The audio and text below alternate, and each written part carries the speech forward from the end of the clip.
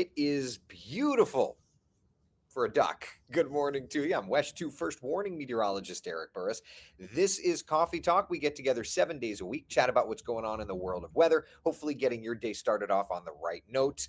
Tower Cam Network, we'll just say, is a little less than desirable. This is a live look outside downtown Orlando where the rains are coming down. Nothing too strong, but the rains are indeed coming down. So yeah, we've got a little something to track over to our First Warning live Doppler radar. And, at least for us right now, there's nothing too strong. We'll take you into the metro where we're watching little pockets of showers moving on through. And as a matter of fact, there's a nice little batch of rain moving right into downtown Orlando. Kind of see it sneaking through there, right? At least on the north side, Fairview Shores, Winter Park, over near the TV station, frankly. Oviedo, working over toward Altamont Springs, Chuliote, UCF, a little bit of rainfall there. Over to Brevard County, a little bit of rain from Cocoa Beach, Cape Canaveral up through Titusville into Volusia County. There are a few passing showers. Flagler County, a few showers. Marion, a few showers. Not bad, though. We can handle it. Forecast today does include the rainfall. A cloudy, damp day. Look, this is what we knew was going to play out these next couple of days, and that's exactly how it's playing out. 77 degrees our 9 o'clock temperature, 82 degrees our noon reading, 85 degrees our high temperature on the day. And look at that. It's another 50 to 60% coverage of rain. Not really looking at thunderstorms per se, but yes, we are indeed looking at the chance for plenty of those showers. So in terms of the forecast, here's a look at our high temperatures. We'll start there. All right, we're kind of working into the low and mid range of the 80s. Average high temperature sitting at about 88 degrees. So we're in the ballpark. 85 Orlando, 83 degrees in Ocala, 82, 83, 84 degrees along the shoreline. So not a bad day at all. Let's dial up Futurecast, kind of get an idea of where we are for the day. And it shows those showers this morning, 9, 10, 11, 12 o'clock. That continues through lunchtime. And notice 2, 3 showers, right? No one area is going to have an overwhelming coverage of rain today. It's just going to be these showers that sneak on in from time to time. Here's the weather setup, right? We've got that area of low pressure trying to develop over the Bahamas, giving us that onshore breeze and just throwing showers in, right? Little by little by little, we're bringing those showers in these next couple of days. That's through tomorrow evening. Same kind of idea.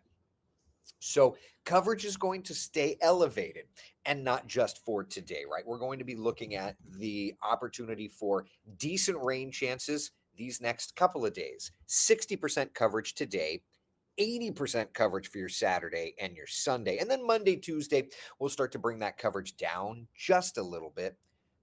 But essentially, my friends, it's going to be damp. That's where we're at, right? We're in this damp weather pattern that's going to give us, I wouldn't say a crummy weekend, but at least give us the opportunity for some crummier weather for the weekend. So there you go. It is what it is. Here's the weekend forecast, speaking of which. Mid 80s both days, but yeah, overcast to cloudy skies each day.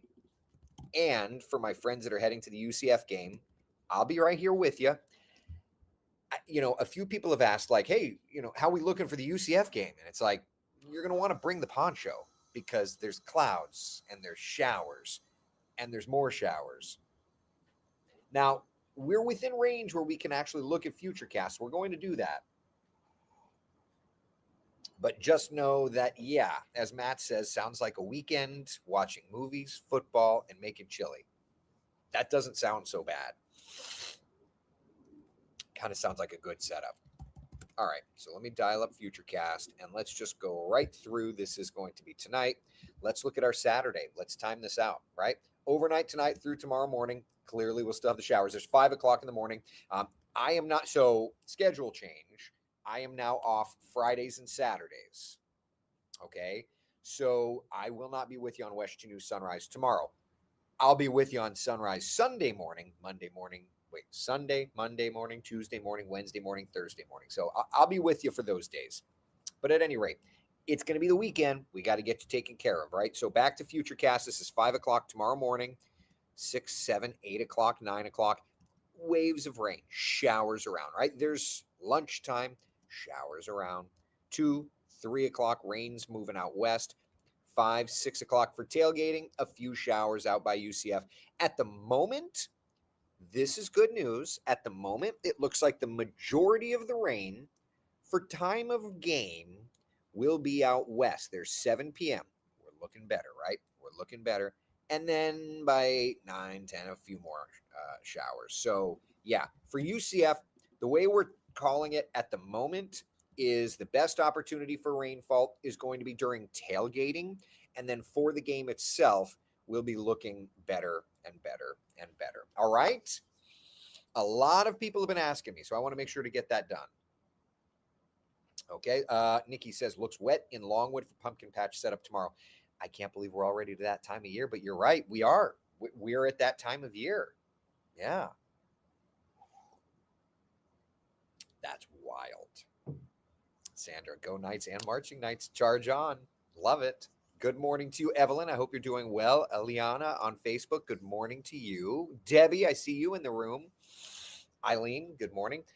Cole says, also weird how there's been so many troughs that have just stalled out on top of us this year when we should have had East Coast, West Coast sea breezes. It's been a different year.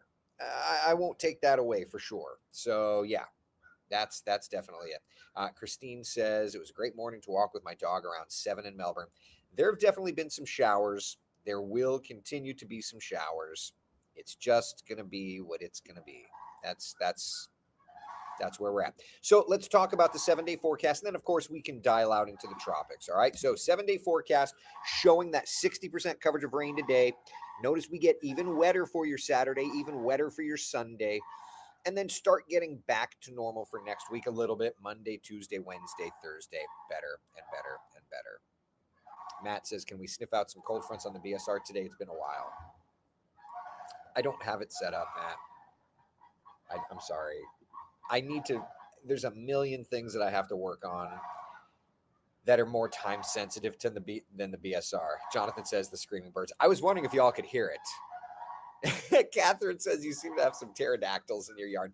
I was wondering if you could hear it. Like, I come out here to do it just because it felt good. I don't own a bird. Crystal says I can hear the sandhill cranes, right? They must be. I don't know if they're fighting. I have never heard them so loud ever. Of course, right? Like, of course. Oliver says there's dinosaurs in the background. So funny. Oh, you guys can hear them all. That's hilarious. Okay, well, here we are. Listen, I was like, it's a kind of a cloudy, wettish day. I was like, why not come out here? And then the sandhill cranes are like, how could we make an appearance on Coffee Talk? Tara's asking if that's the mating call. That might be, because it might be. I don't know.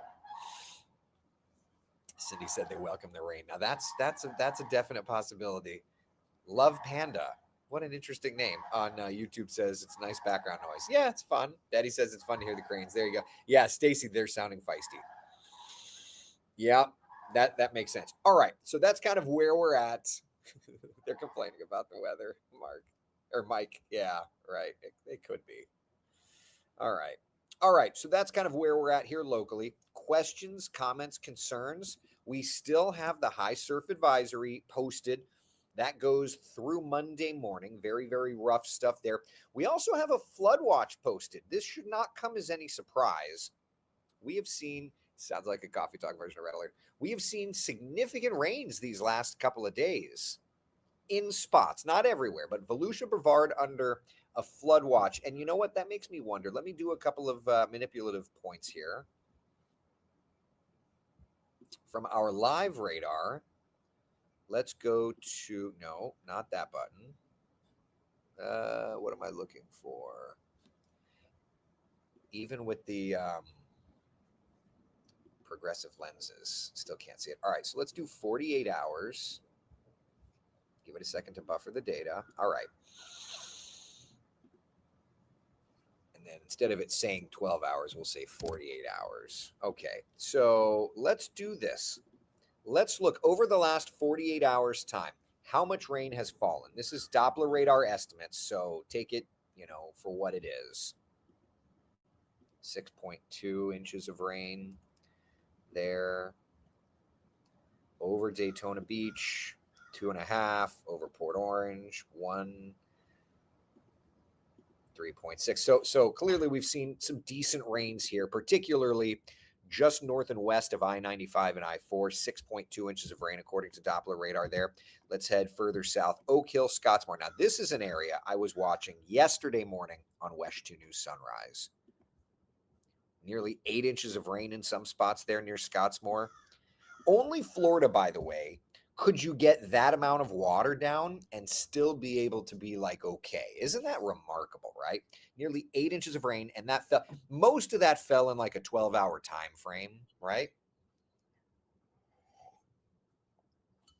Cole's asking, is that over the Volusia County Jail? Yes, it is. Yeah. Yep. That first spot that I was looking at, that's over near the jail, yes. But yeah, I mean, right? Like that's some wicked winds there. So anyway, it makes sense. And then down Brevard County, a lot less. Into the metro, not as much, certainly. But those two are kind of the big areas that saw it. And then, of course, as we come back to our live sweep, we don't see significant stuff, but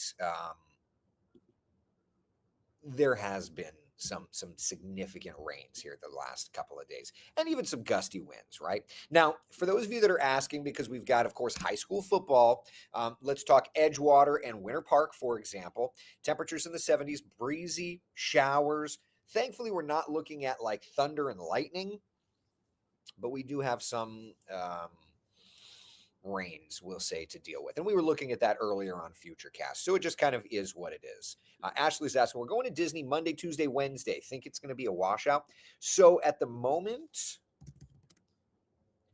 the answer is there's going to be showers. So here's Futurecast, and we're just going to roll this through. This is the long range Futurecast.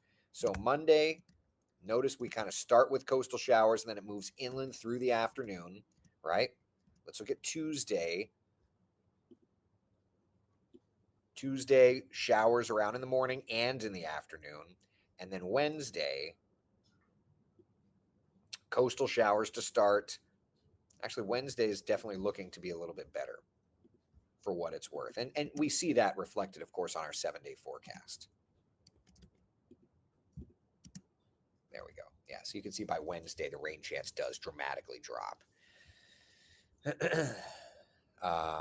What about Lake Panasoffkee on Saturday? Connie, the fact that Lake Panasoffkee is as far west as it is, you're going to have the best opportunity to see more sunshine. But yeah, I mean, there's lots of showers. Karen's asking, how's your son doing? Oh, listen, which one? And just depends on the moment. Jeannie Rowan, another new weather station posted about a swath of rain coming at us the next couple of days. I don't know who a new weather station is. There a new weather station? Are they coming for me?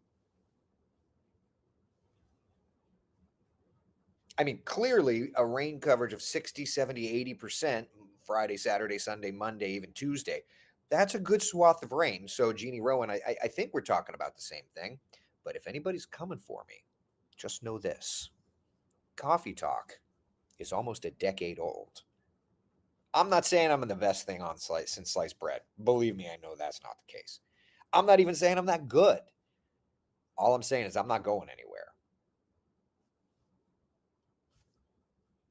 All right. Anyway, the ghosted woman says, ha, my ex-husband is getting rained on. Glad to see the spite has faded. Let's see here. What's the forecast for Saturday and Sunday? Sammy Joe, it's looking wet. It's looking wet. Ugh, sorry, it's looking wet. What about Saturday morning for the theme parks? So, Russell, we looked at Futurecast a couple of minutes ago. The high resolution Futurecast, at least for Saturday.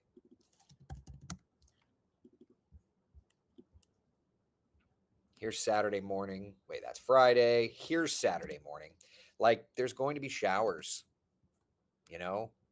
later in the morning, especially. There's going to be showers.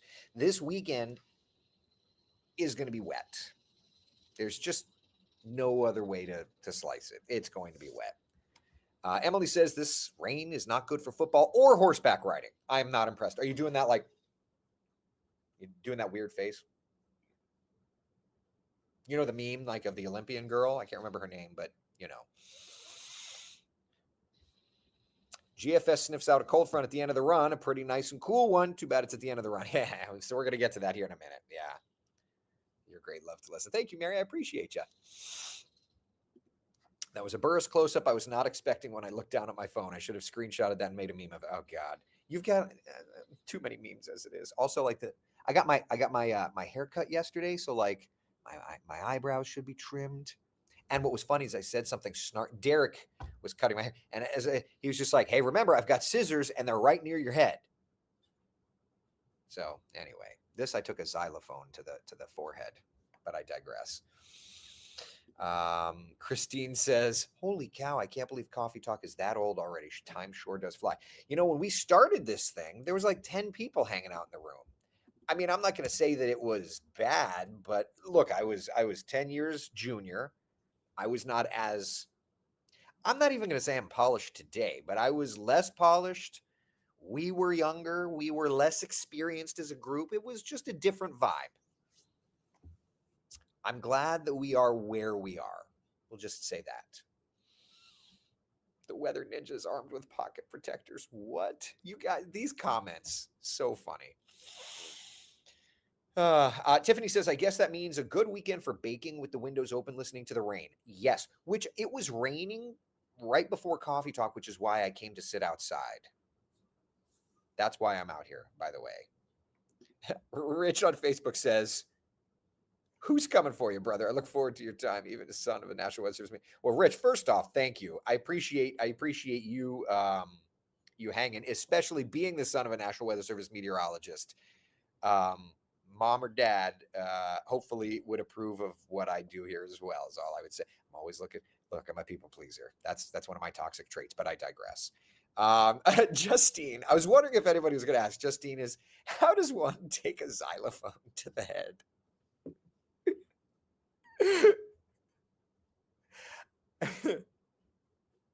You should have seen it before. What was even okay? So we'll talk tropics here in a minute. So I was talking to my assistant news director, and yes, I mean, this was much worse the last couple of days, but I've been at work, and so I had makeup on. Yes, I wear makeup. That's what we do at TV and to be on TV. It's not because it's not, I'm not really a vain person. I mean, it is what it is. But to cut down on the shine, right? Like on TV, there's bright lights. So to cut down on the shine, you have to put powder on. But I had to use concealer last couple of days to cover this beauty up.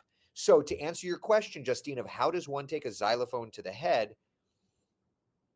I can't remember if it was it's time to get off of ABC Mouse and have dinner, or it's time to get off of ABC. I'm not sponsored by ABC Mouse. I pay, so just so that you know, this is not a sponsorship, but it's time to get off of ABC Mouse. It's time for dinner, or it's time to get off ABC Mouse. It's time to go to bed, whatever it was.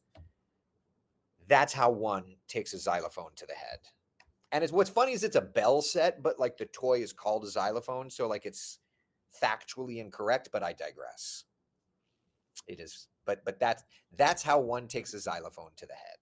So anyway, I had concealer on, and if you go back and look at Coffee Talk yesterday before, like you can see it, but like painted over. And like I'm just glad that it's not black and blue like it was.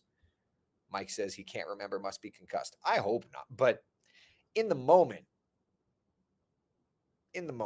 we'll just say in the moment. All right. Anyway, what were we talking about? So Debbie.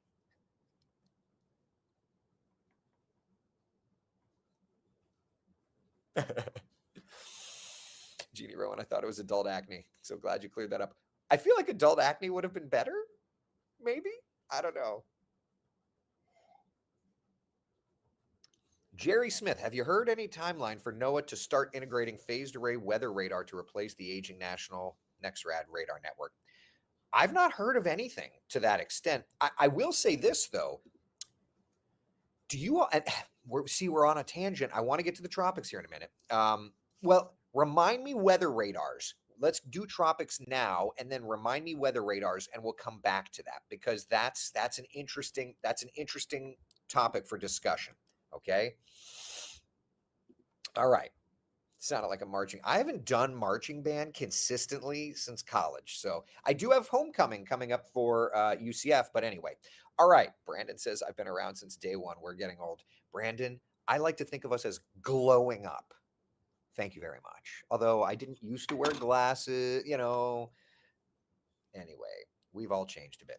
Okay, all right, out to the tropics we go. Imelda is dead. That storm system became post-tropical yesterday. There are two areas that we are watching in the tropics. Okay, um, the one out in the open Atlantic has a medium 40% likelihood of developing. We're going to talk about that. We'll look at the model data. And then there's one close to home. I'm somewhat surprised that the Hurricane Center tagged it at all, but there it is. So let's first start off with the satellite imagery. We'll start with the one close to home. If you recall, and I know I've got the graphic here. I think it's this one. Yeah, this is the graphic. Like, I've been showing a version of this graphic for days. Basically saying there's going to be this piece of energy, this area of low pressure that's going to be developing, moving across the peninsula, bringing us a bunch of rainfall. That's this. We've been talking about it for some time. I would add, looking at the satellite presentation, it has not started developing anything. Hurricane Center says that it's potentially going to, like 10%. Either way, and the reality is I wouldn't expect this to develop into anything tropical. I do, though, expect this to bring us a whole bunch of rainfall, such as where we're at right now. Sandra says, I love glowing up. The fun thing about glowing up, Sandra, is when you get to do it with people that you love. Like, for example, your children. I knew one in college, Sandra. I was speaking to the other day. Love them. So yeah, I love glowing up with the friends around. So anyway, there's that. I'm not old. I'm expertly seasoned. Jenny, that's a big deal. So there's that little piece of energy, something that's going to bring us rain. I don't suspect if it does develop, it's not going to do much. Elsewhere, let's head over to the coast of Africa. Now, this one, okay, the Cabo Verde season typically shuts off during the month of October. That said, may not do that this year. This one, as it works into the open Atlantic, does have the potential to try to get going. So let's tap into the raw computer model data. Let's see how we're doing here, right? First and foremost, OpenGFS, and let's just go to the full basin. We'll go to the wide view and we'll just kind of see where it goes, right? Okay, so this is the American GFS current model run. And first off, right near us, there's that area of low pressure trying to do something, right? Not anything significant, but it's trying to do something. Okay, cool. Nothing too strong, but watch. All right, this is Saturday. This is going to be 5 a.m. tomorrow morning. Moisture around, and it just kind of works over toward Louisiana. Nothing strong. Okay, back out to the wide basin view, and at that same time, something's developing across the open Atlantic, right? There it goes. It's crossing closer to the Greater Antilles. We'll move and zoom in just a little bit. Approaching, getting stronger. There it is near Puerto Rico. Now, here's what's so interesting. You know, the GFS does GFS things. We know this. That's like a Fujiwara. That's literally an Umberto Imelda situation again. Not saying that's going to happen, but that's what the GFS is saying. Now, while it's doing that, it's grabbing like a front and it's going to throw a front down our direction, bring us some sloppy moisture, and at the same time, bubble something up of a CAG over the Caribbean. And that CAG comes up toward the Straits, the Keys. Kirk says that shirt looks great on video. Thank you, buddy. Hey, I'm a picture of style. And I say that with 100% sarcasm. There's the front. Sloppy moisture, and that's the very end. And as Matt mentioned earlier, it's very end, sloppy moisture, et cetera, et cetera, et cetera. So there's that. All right, so that's the GFS. Let's re-rack this. Switch over to the European. We'll go out to the wide view, and right off the bat, let's come back. Let's come back in. There's that little piece of energy, that little area of low pressure over the Bahamas. At the same time, okay, this is going to be Saturday night, 8 p.m. At the same time, we're watching this piece of energy in the Bahamas. Look in the open Gulf. Starting to bubble something up out there. Europeans a little more excited about that coastal Gulf low there than it is near us. Okay, all right, something to watch. All right, back out to the wide view. Euro developing something out in the open Atlantic. Perfect. At the same time, though, look closer. Another piece of energy in the Bahamas. All right, that's as far out as the current run of the euro goes. We can switch and go to the earlier run. All right, now we can get in a little closer and zoom in.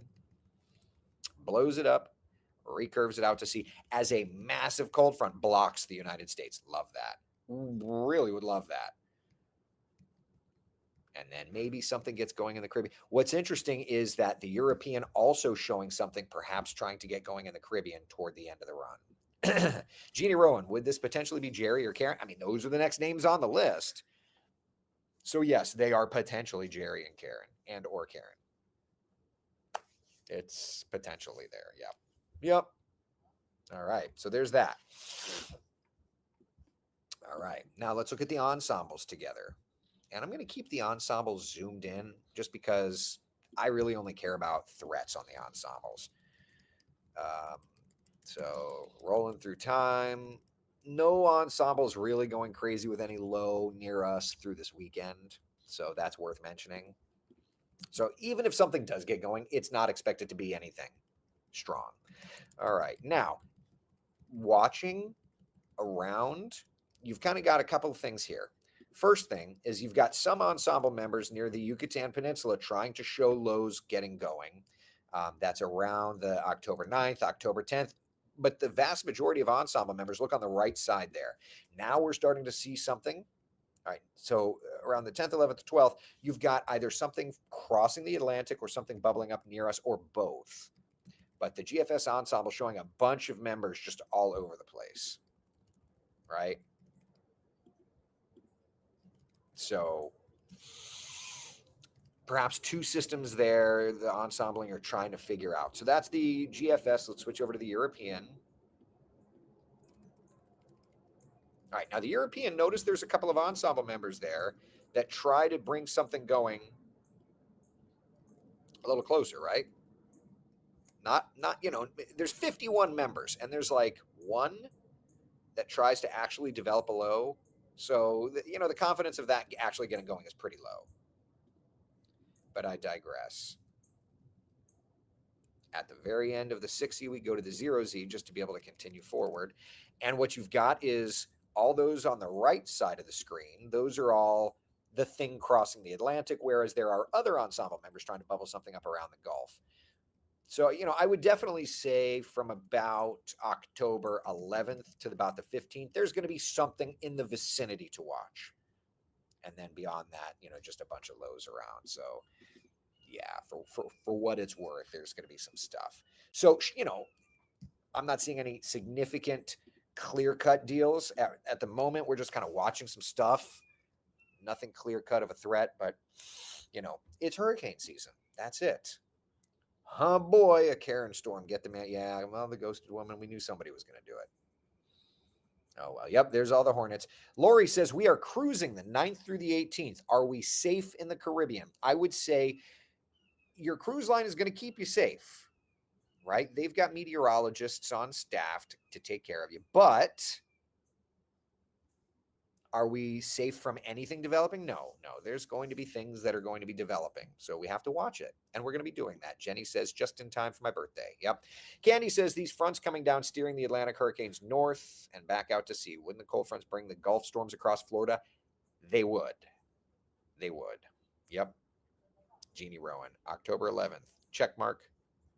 Yep. Can we look at the thermal shaded? I need some high. Yeah, we're not going to do that. Yeah. But yes, Candy, to answer your question, yes, it would. If something gets into the Gulf at that right time, it would get steered right over us. All right. So there are the two areas that we're watching. Cliff says this is why you don't cruise September through November. I mean, we haven't gotten hit with a hurricane yet, but I get your point. Angela says, I'll be on a cruise Thursday, be in the Bahamas Friday, 10/10. Yeah, well, we'll watch. We'll keep you up to date. Don't you worry. Don't you worry. I got you covered. You know? Lori says, dang hurricanes. Funny, my neighbors are Jerry and Karen. That is too funny. Yeah. So Angela will be on a cruise in the Bahamas. Yeah, I mean, understand these ships are very, very large. They can navigate very large wave action. Is one ever safe, especially from storms and flying xylophones? I know. That's a good point. Yeah. All right. Questions, comments, concerns, my friends? Anything at all? Anything at all? So we've got some rain. Rain, lots of rain. Oh, Jessica says you were talking about weather radars. Yes.